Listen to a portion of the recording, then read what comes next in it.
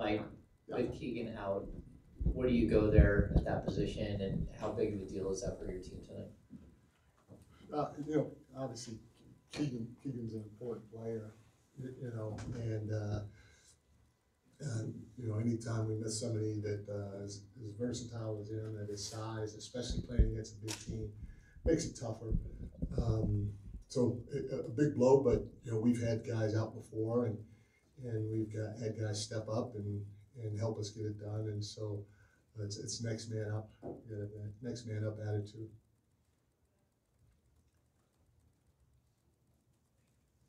Mike, I imagine a lot of replacing Keegan defensively is kind of defense by committee, but what are the things specifically you've seen from Keegan that are, I guess, difficult to replace, and what are you asking from each member to try and make up for that?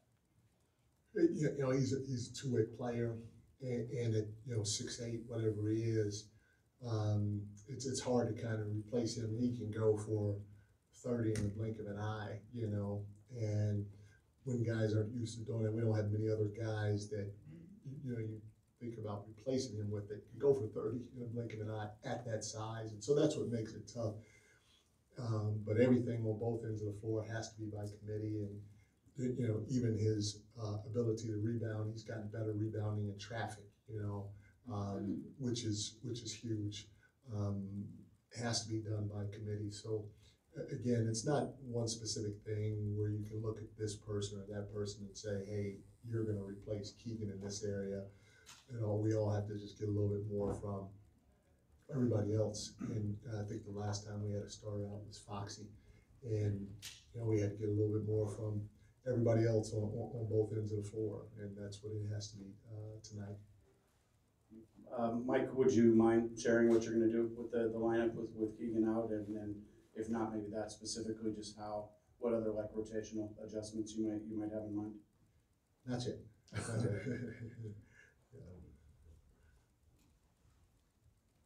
Hey Mike, last time you saw Milwaukee mid-January, it was a different head coach. Just curious, as you prepared for this game, is there anything in particular that stands out that's a little different? I mean, I know the Giannis Dame two-man action's been more of an emphasis. I know defensively they're a little better, but is there anything in particular that kind of caught your eye?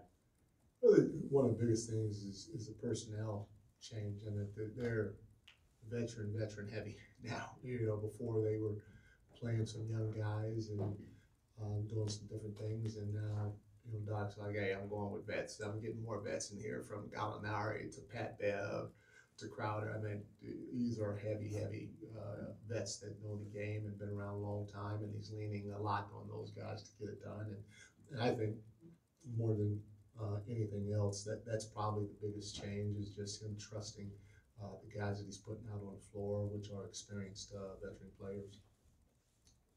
I'm not sure, as you prepared, did you watch some of Milwaukee's last couple of games on this road trip? But Dame and Giannis, I think, have been closing the last couple of games, just kind of playing off each other. Yeah. Some of his point, did you see anything there about what stood out to you about those guys playing off each other, and what you guys have to do to stop them from getting into a rhythm? It's a bear.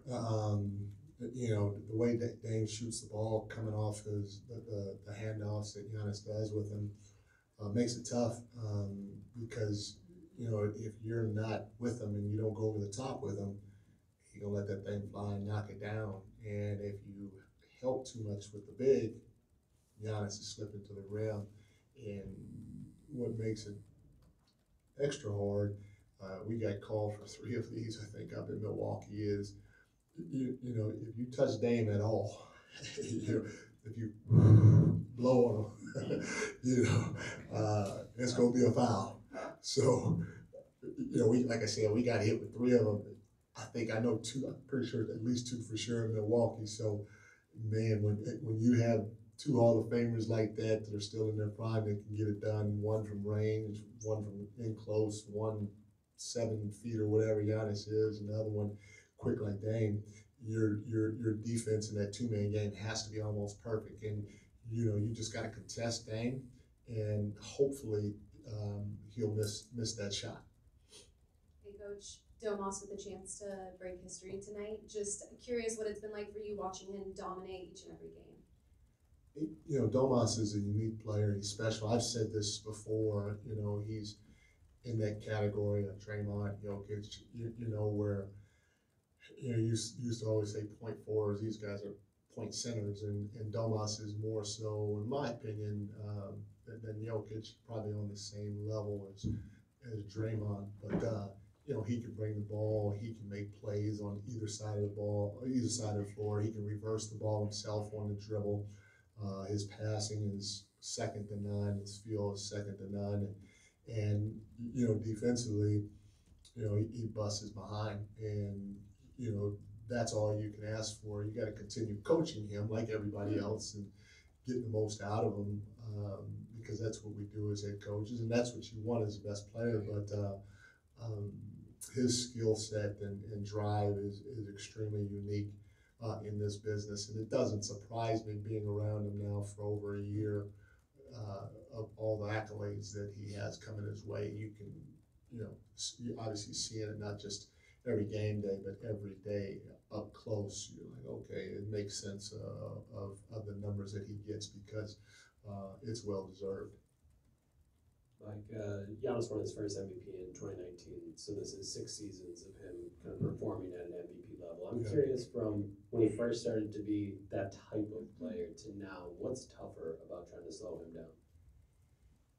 You know, he's got a great feel for the league, from officials to players to teams, and all that comes down to knowing when he can attack, when he should attack, how to initiate that contact at the last second to get to the free throw line, and then, you know, on top of all those things that go into the maturity category, his body's developed, you know, and now, you know, he can absorb the contact more and still finish through because he's long, and he's worked on different aspects of his game that have given him confidence, and you know, including the free throw line, and so again, it takes young players, young teams, a few years to really get to the level where you really start to see who they can be at the end of the day, and it should give, you know, it should give a lot of guys hope, because his first year or two, he was not the Giannis he is right now, you